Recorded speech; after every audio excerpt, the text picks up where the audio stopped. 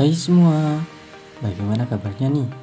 Semoga selalu diberikan kesehatan dan kelancaran dalam bertemu studinya. Pada kesempatan kali ini, kami dari kelompok 2 mau membahas mengenai Computing with Information Technology. Tanpa berlama-lama, berikut penjelasannya. Sistem informasi bukan hanya sekumpulan teknologi yang digunakan untuk mendukung operasi bisnis, kerjasama suatu perusahaan, dan juga pengambilan keputusan. Namun, sistem informasi ini juga bisa digunakan sebagai sistem informasi strategis, sebagai jaringan pembaruan suatu organisasi dalam mengambil cara bersaing dalam suatu bisnis. Ada 2 poin di mana perusahaan tersebut bisa berhasil dalam bersaing. Yang pertama yaitu nilai kompetitifnya itu terletak pada kemampuan software dari teknologi informasi serta informasinya itu sendiri yang didapat serta digunakan dalam perusahaan tersebut. Poin yang nomor 2 yaitu keunggulan strategis teknologi informasinya itu hanya bisa didapat melalui penggunaan dan manajemen yang tepat. Sistem informasi ini bisa berupa sistem informasi apapun, diantaranya yaitu TPS, DSS, SIM, dan lain-lainnya untuk membantu suatu organisasi dalam mencapai keunggulan nilai kompetitif dan juga mengurangi kelemahannya. Nah, di sini ada beberapa tekanan kompetitif yang biasanya harus dihadapi oleh suatu perusahaan. Yang pertama yaitu pesaing kompetitor, yang nomor 2 ancaman dari pemain baru, yang nomor 3 ancaman produk pengganti, yang nomor 4 daya tawar pelanggan, yang terakhir yaitu daya tawar masuk atau supplier. Nah, bagaimana kita supaya bisa menghadapi beberapa tekanan tersebut? Tentunya yaitu kita harus mempunyai beberapa strategi, yaitu yang pertama strategi cost leadership, di mana menjadi produsen yang berbayar rendah untuk menurunkan harga. Nah, di sini pesaing itu tidak akan mampu bersaing dengan pemimpin yang mempunyai daya harga yang murah.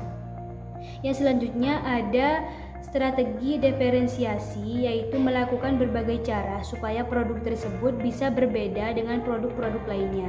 Dan yang selanjutnya ada strategi inovasi, yaitu mengubah produk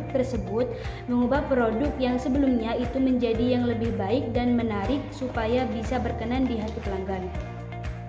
Dan yang nomor 4 yaitu ada strategi pertumbuhan, di mana seperti memperluas kapasitas produksi dan memasuki pasar global baru.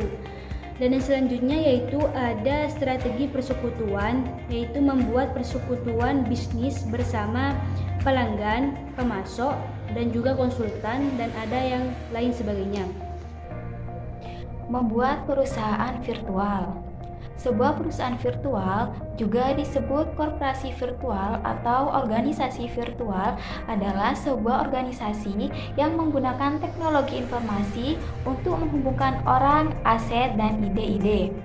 Orang-orang dan perusahaan yang membentuk perusahaan virtual untuk mengambil keuntungan dari peluang strategis yang membutuhkan waktu, orang, kompetensi, dan sumber daya teknologi informasi yang mungkin tidak ada dalam satu perusahaan. Untuk sukses, perusahaan virtual harus memiliki 6 karakteristik. Nah, karakteristik yang pertama adalah adaptasi. Perusahaan harus mampu beradaptasi dengan beragam, cepat dalam perubahan lingkungan bisnis. Perusahaan virtual lanjut harus mengurangi konsep cas waktu melalui berbagi. Yang kedua adalah kesempatan. Dibuat, dioperasikan untuk mengeksploitasi peluang bisnis ketika mereka muncul. Mereka harus mendapatkan akses ke pasar baru dan pangsa pasar atau loyalitas pelanggan, sementara fasilitas dan cakupan pasar meningkat. Yang ketiga adalah keunggulan. Mereka harus memiliki semua bintang. Keunggulan kelas dunia dalam kompetensi inti yang diperlukan. Kompetensi ini harus mulus dihubungkan melalui penggunaan teknologi internet. Yang keempat adalah teknologi. Menyediakan teknologi informasi kelas dunia dan teknologi lain yang diperlukan dalam semua solusi pelanggan. Mereka harus bermigrasi dari menjual produk ke menjual solusi. Nah, yang kelima adalah tanpa batas.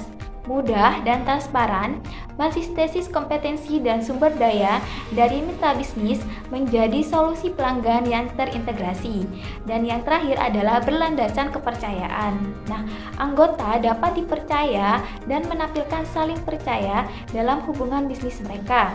Mereka harus rela berbagi infrastruktur dan resiko. Selanjutnya adalah membangun perusahaan yang dapat menghasilkan pengetahuan. Nah, manajemen pengetahuan telah menjadi salah satu penggunaan strategis utama teknologi informasi. Sistem manajemen pengetahuan adalah sistem yang digunakan untuk mengelola pembelajaran organisasi dan bisnis know-how. Tujuan dari sistem manajemen pengetahuan adalah untuk membantu pekerja pengetahuan membuat, mengatur, dan menyediakan pengetahuan bisnis yang penting kapanpun dan dimanapun yang dibutuhkan.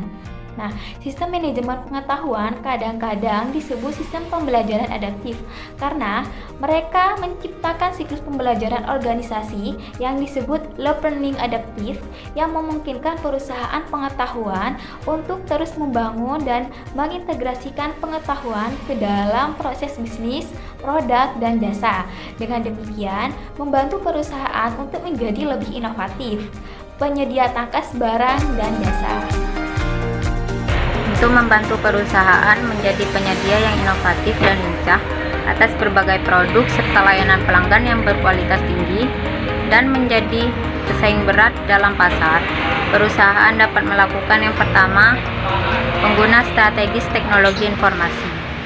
Teknologi informasi dapat mendukung banyak strategi kompetitif, yaitu dapat membantu bisnis memangkas biaya, melakukan diferensiasi dan inovasi dalam produk dan jasanya.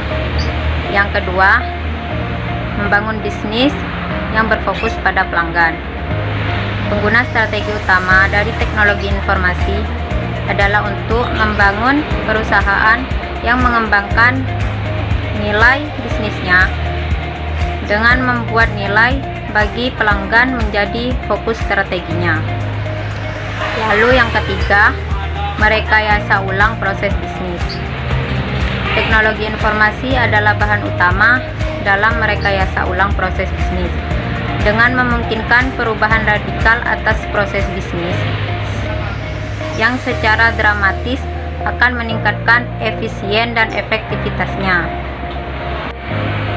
Yang keempat, menjadi perusahaan yang lincah. Perusahaan yang lincah sangat tergantung pada teknologi internet untuk membantunya menjadi responsif bagi para pelanggan. Dengan solusi yang disesuaikan dengan kebutuhan mereka dan bekerja sama dengan para pelanggan, pemasok, dan bisnis lainnya untuk melempar produk ke pasar secepat dan sehemat mungkin.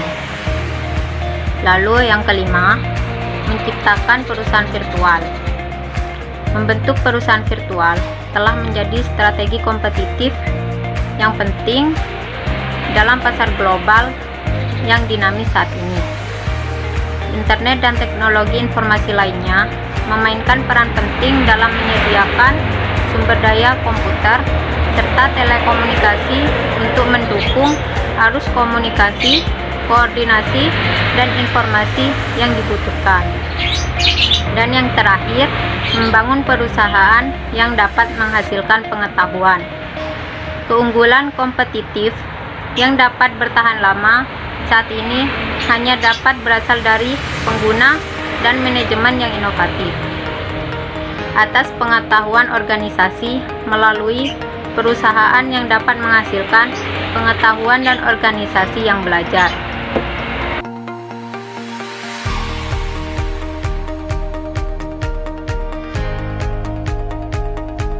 Nah, itu tadi sedikit pemaparan dari kelompok kami. Kurang lebihnya mohon maaf dan sampai bertemu di kesempatan berikutnya.